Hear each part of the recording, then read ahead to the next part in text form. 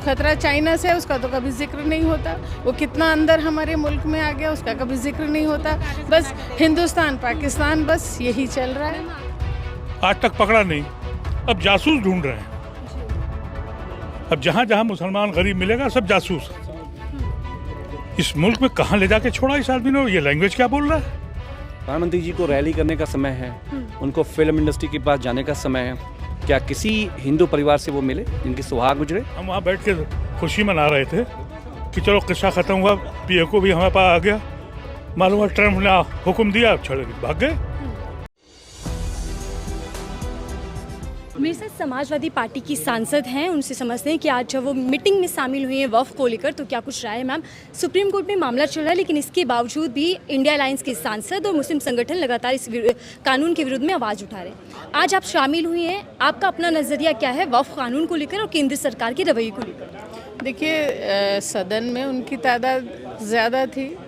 उन्होंने हम लोगों के तमाम दलीलों के बाद, तमाम बात रखने के बाद भी उसको पास करा दिया, क्योंकि तादाद थी उनके पास। और हमें उम्मीद है कि माननीय सर्वोच्च न्यायालय से जो ये मांग है हम लोगों की वो पूरी होगी और हम लोग लगातार सड़क से और सदन तक लड़ते रहेंगे। ये बात हमने पहले भी चैनल के ज़रिए से कही और आज फिर दोबारा दोहरा रही हूँ कि हम सब लोग, देखिए, वक्फ कोई मतलब एक भावना है, मतलब जो हमारे मुस्लिम भाई हैं उनकी एक भावना है, उससे बेवजह छेड़छाड़ की जा रही है। और जो मैं यही कहना चाहती हूँ कि जो एक ये मज़हब के नाम पर दोहरा व्यवहार किया जा रहा है वो सही नहीं है। मैम, आज पीएम मोदी का बयान सामने आया, वो कह रहे हैं कि मेरी रगों के अंदर सिंदूर, गर्म सिंदूर दौड़ रहा है। इस बयान को आप कैसे देखती हैं? ऑपरेशन सिंदूर के बाद पीएम मोदी ने एक बार फिर से चेताया है। ऐसे कहना नहीं चाहिए, वो सिंदूर की कीमत को क्या जाने, तो कहना नहीं चाहिए मुझे। माननीय हमारे प्रधानमंत्री हैं, लेकिन वो सिंदूर की कीमत को नहीं समझा उन्होंने कभी भी। और अब भी जिस तरह से सब ये हुआ है, ये एक अमेरिका के इंटरवीन करने के बाद एकदम ही सरेंडर कर जाना, ये एक मतलब एक मतलब कायरता का परिचय है। हमले से लेकर सीज फायर तक आप केंद्र सरकार के रवैये और जिम्मेदारी को कैसे देखते हैं? क्योंकि ये भी कहा जा रहा है कि हम जीत कर हार गए। देखिए, मैं तो इसे दुखद ही कहूँगी, अफसोसजनक ही कहूँगी। पूरे जो हुआ है, जो पहलगाम में हुआ, वो बिल्कुल लापरवाही का पूरे नतीजा है कि जहाँ 26 लोगों को, जहाँ हज़ारों की तादाद में देशी विदेशी जो सैलानी आते हैं रोज़ाना, वहाँ एक भी पुलिसकर्मी की ड्यूटी ना होना, ये बहुत बड़ी लापरवाही है। और फिर उसके बाद जो भी सब जिस तरह से भी हुआ है, ये मैम, बीजेपी के पूर्व जो नेता हैं वो तो ये कह रहे हैं कि बिहार में चुनाव है, इसीलिए बीजेपी हर मुद्दे को भुनाने का कोशिश करते हैं, और ये भी एक तरीके का वही है। तो ये तो कहने वाली बात ही नहीं है। कभी राम मंदिर के निर्माण को जो है वो मुद्दा बनाया गया, कभी अब पहले भी 19 में भी एक हादसा हो गया था और अभी भी हुआ है। तो सब ये भुनाया तो जा ही रहा है। और मतलब हमें खेद है, दुख है, बहुत ही दुख है कि वहाँ इतने लोगों की जान गई और उनके परिवार के लोगों के सामने गई, जो ज़िंदगी भर भी वो उस लम्हे को मतलब सोच के दहशत में रहेंगे। और ये सब जो हो रहा है, ये सब चुनाव के भुनाया जा रहा है। अब तिरंगा यात्रा निकल रही है, कभी घर घर चावल बट रहे थे, कभी गंगा जल बट रहा है, कभी प्रसाद बट रहा है। बस ये क्या तरीका है? कभी तरक्की की कोई बात नहीं हो रही। भाई, कहाँ कॉलेजेस बनने चाहिए, कहाँ यूनिवर्सिटी बननी चाहिए, कहाँ हॉस्पिटल्स बनने चाहिए। आज भी हमारे मुल्क में डॉक्टर्स की कमी है, लोगों को दूर दूर अभी भी पढ़ने जाना पड़ रहा है, ख़ासतौर से लड़कियों को बड़ी दुश्वारियों का सामना करना पड़ता है। तो इन चीज़ों पे समझने की, सोचने की ज़रूरत है। और ख़तरे की बात जहाँ तक है, वो तो ख़तरा चाइना से है, उसका तो कभी जिक्र नहीं होता। वो कितना अंदर हमारे मुल्क में आ गया, उसका कभी जिक्र नहीं होता। बस हिंदुस्तान पाकिस्तान, बस यही चल रहा है। मैं आखिरी सवाल ले रही हूँ, क्योंकि आप जिस सूबे से आते हैं वहाँ पे मुख्यमंत्री योगी आदित्यनाथ हैं, जो सीधा कहते हैं कि वक्फ के नाम पर 1 इंच भी कब्जा हम नहीं होने देंगे। देखिए, संशोधन, जब वक्फ का बिल जैसे ही सदन में हुआ, उसी दिन उन्होंने मतलब अभी राष्ट्रपति से भी उसका अप्रूवल नहीं हुआ और उसी दिन उन्होंने कार्रवाई की मांग कर दी। तो ये तो जो उनकी सोच है, जो उनकी मंशा है, जो उनकी विचारधारा है, वो सामने आ रही है। क्या मुसलमानों को टारगेट किया जा रहा है इस कानून के जरिए? इसमें कुछ कहने वाली बात लगती तो नहीं है। ठीक, धन्यवाद मैम। पीएम मोदी ने आज ऑपरेशन सिंदूर पर लंबा चौड़ा भाषण भी दिया है। मोदी जी कह रहे हैं कि उनके अंदर गर्म सिंदूर दौड़ रहा है। इस बयान को आप कैसे देखते हैं? देखिए, पहले हमारे देश में यूथ लोग रोमांटिसिज्म में कहते थे कि सपनों का सौदागर, कि दिल ले ले दिल देकर, तो सपनों का सौदागर तो बात समझ में आती थी। आजकल लोग मातम का भी सौदा करते हैं। आज के वक्त में जब हमारी बहनों के सुहाग उजाड़े हुए हैं, तो देश में सिंदूर के सौदागर मार्केटिंग के ज़रिए हमारे लोगों के जो जज्बात हैं, भावनाएं हमारी बहनों की, उसका मजाक उड़ा रहे हैं। इस पूरे कैंपेन में हमारे लोग कहाँ पर हैं?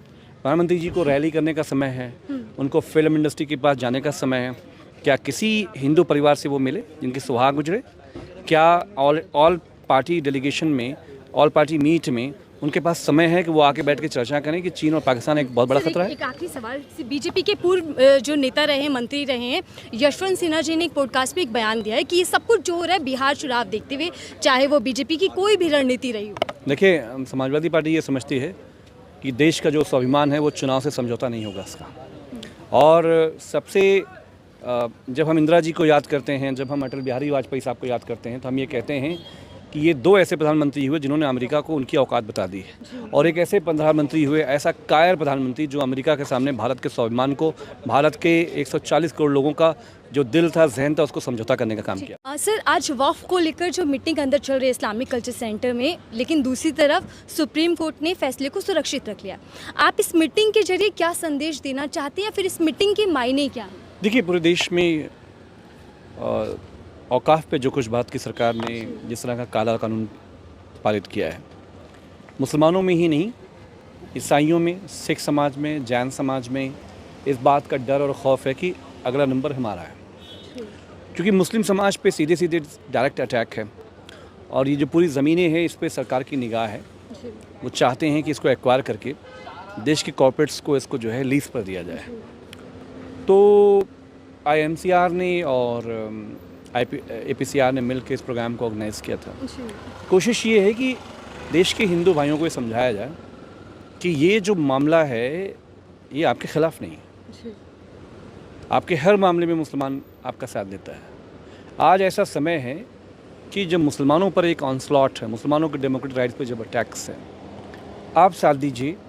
मंदिरें, मस्जिदें, गुरुद्वारे, हमारे यहाँ जैन टेम्पल हैं, गिरजाघर हैं, इसके इंतज़ामात का जो कानून है वो देश में कानून है, और सभी धर्मों को, समाज को इस बात का हक़ है कि वो अपने तरीके से अपने भगवान खुदा गॉड की इबादत करें उसको।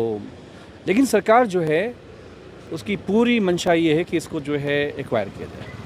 लेकिन सर, जो सुप्रीम कोर्ट की ओर से एक अहम टिप्पणी आई है कि ये कानून असंवैधानिक है, इस बात को साबित करे मुस्लिम पक्ष, तो क्या शुरुआत से अभी तक जो दलीलें रखी गई हैं उसमें कमज़ोर पड़ गया, या फिर वो सबूत नहीं दे पा रहे? आपको क्या लगता है कि पूरे मामले में क्या मजबूती के सामने आप लोग रखेंगे? देखिए, दो देश में जब मोदी जी देश में एक कानून की बात करते हैं तो दो कानून तो नहीं हो सकता। जैसे हमारे देश में अगर हमारे घरों में कोई डिस्प्यूट होता है ज़मीनों का, ज़मीन का जब डिस्प्यूट होता है तो वो मामला अदालत में जाता है, DM के पास नहीं जाता है। तो अगर कोई डिस्प्यूट वक्फ बोर्ड में होता है तो DM कैसे तय करेगा? और उसके लिए देश में जितने भी ट्राइब्यूनल्स बने हैं, वक्फ का भी अपना ट्राइब्यूनल है, उसमें आप कोई भी पार्टी जा सकती है, अपनी बात को रख सकती है, उसका एक समय सीमा होता है। ऐसा नहीं होता कि आपने कह दिया कि वक्फ है तो वक्फ है। तो सरकार की मंशा ये थी कि हिंदुओं के बीच में एक सेंसिटाइजेशन, उनके अंदर एक डर पैदा किया जाए, ये तो कहीं भी कब्जा कर लेंगे। तो मकसद सिर्फ यही है सब लोगों को यहाँ इकट्ठा होने का कि जो भी डेमोक्रेटिक राइट्स हैं मुस्लिम माइनॉरिटीज़ के, उसका प्रोटेक्ट करने का मामला संविधान का मामला है। देश में दो तरह के कानून नहीं हो सकते। इसलिए हम लोग समाजवादी पार्टी, माननीय अखिलेश यादव जी ने, हम लोगों ने कहा है कि हम लोग इसकी भरसक इसका विरोध करेंगे और हम इसको मानेंगे नहीं। देखिए, हमेशा से वो आदमी झूठ बोलता है, लेकिन इतना बेहुदा बयान, मुझे शर्म नहीं आई। जितने दिन झगड़ा रहा, मैं उस वक्त विदेश में था, मैं बराबर देख रहा था दुनिया भर के टीवी को, पाकिस्तान का प्राइम मिनिस्टर, उसकी हैसियत क्या है, लेकिन वो अपनी पार्लियामेंट में अपने लोगों को बता रहा था, झूठ बोल रहा था कि हमने ये कर दिया होगा, पूरा झूठ बोल रहा था, लेकिन आवाम को बता रहा था। ये कहाँ थे? इलेक्शन लड़ा रहे थे।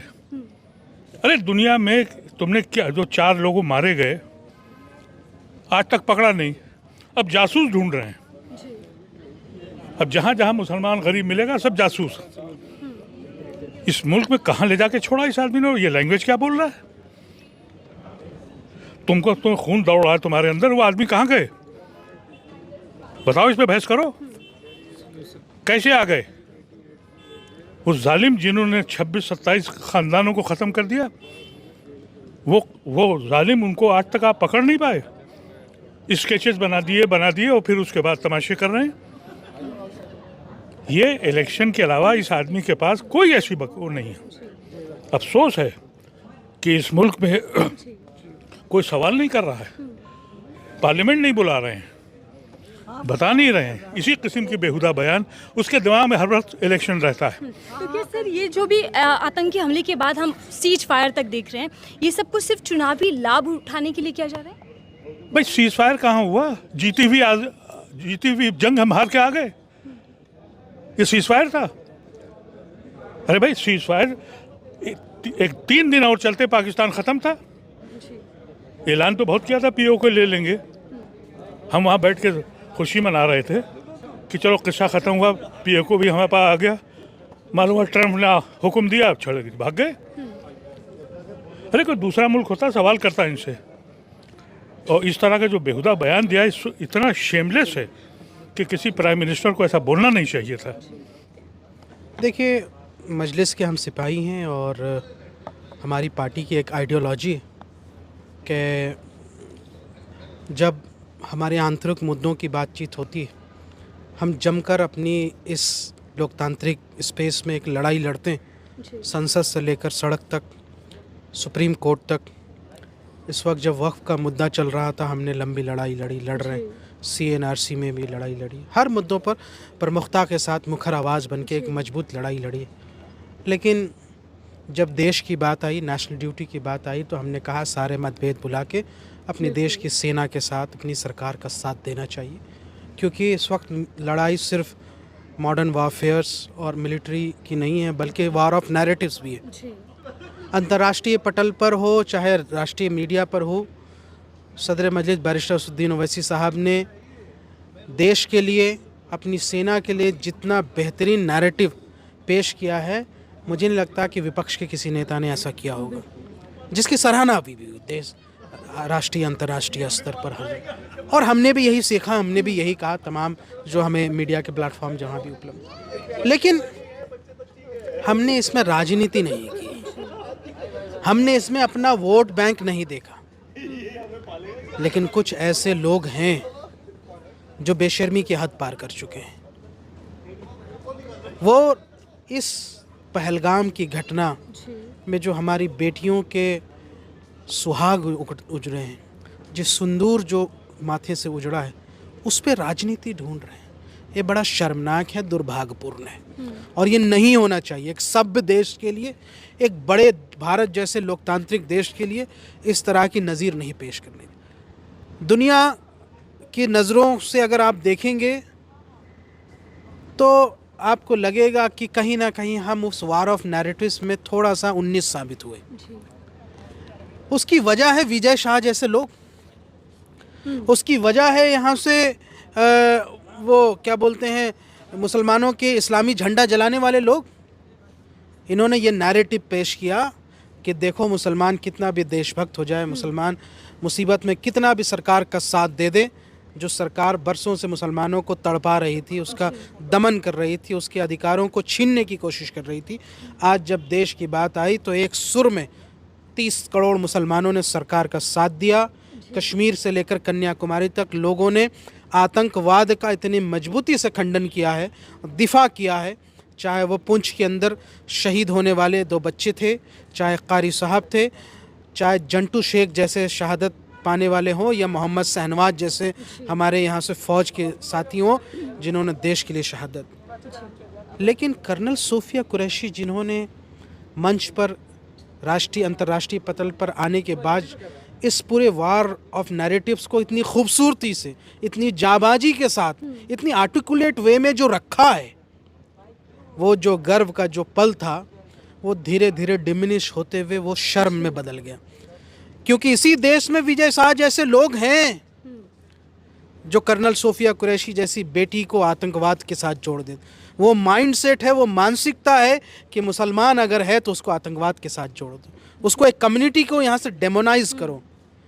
अगर इस तरह के घटिया मानसिकता के लोगों के ऊपर भी अगर कार्रवाई नहीं होती है तो एक राष्ट्रीय पार्टी, एक राष्ट्रवादी पार्टी का दम भरने वाली पार्टी, उसको कोई नैतिक अधिकार नहीं है कि वो कोई क्लेम कर सके। सर शर्म से झुक जाना चाहिए प्रधानमंत्री मोदी जी का। अगर आपके अंदर शर्म होती, नैतिकता होती, तो आप स्केप रूट नहीं ढूंढ रहे होते कि फलां पार्टी ने ये किया था, फलां पार्टी ने। फिर तुम में और दूसरों में क्या फ़र्क है? तुम क्यों राष्ट्रवादी होने का दम भरते हो? इतनी बड़ी पार्टी इतने सारे स्टेट में है, एक मंत्री पिद्दी सा अगर आप उसको भगा भी देते, पार्टी से भी निकाल देते हो, तो क्या फ़र्क पड़ जाता? कम से कम बेटी के दामन पे जो आँच लगाने वाले, बेटियों के सर को शर्मसार करने वाले, उसको कम से कम यहाँ से सबक तो मिल जाता। लेकिन ऐसी पार्टी, ऐसे पार्टी के नेता कोई नैतिक अधिकार नहीं रखते हैं कि सिंदूर के नाम पर किसी की राजनीतिकरण कर सके। आज जो ये बयान आया है कि हमारे रगों में ये दौड़ रहा है सिंदूर, आप एक बिटिया की माथे की यहाँ से वो चंदन, वो इज्जत, आप उसको राजनीति में इस्तेमाल कर रहे हैं। ये बड़ा शर्मनाक है। प्रधानमंत्री मोदी की तस्वीरों में यहाँ से वो एयरफोर्स का वो पोस्टर लगा करके और उसके बाद सेना का अपमान किया जा रहा है। अगर लगाना था तो उन फौजियों की तस्वीरें लगानी चाहिए थी जो वाकई में राफेल उड़ान ले करके और पाकिस्तान के मान में घुस करके आतंकवादियों पे प्रहार करके आए थे। देखिए, कहीं ना कहीं ये शक पैदा करता है। और अगर आप सर्वदलीय बैठक में शामिल होने के बजाय बिहार जा कर के आप किसी मंच पर शामिल हो जाते हैं और उसको फिर यहाँ से पॉलिटिसाइज करते हैं, तो कहीं ना कहीं आप सेना को भी पॉलिटिसाइज कर रहे हैं। हमारे देश में सेना किसी पार्टी की नहीं है, किसी धर्म, किसी पक्ष की नहीं है, सेना पूरे देश की है। तो एक पार्टी का क्रेडिट लेने की कोशिश करना ये भी बहुत गैर जिम्मेदाराना है। एक प्रधानमंत्री के रूप में कम से कम इतनी मैच्योरिटी तो हम समझते हैं कि होनी चाहिए कि ऐसे वक्त में तो आप उसको राजनीतिकरण ना करें।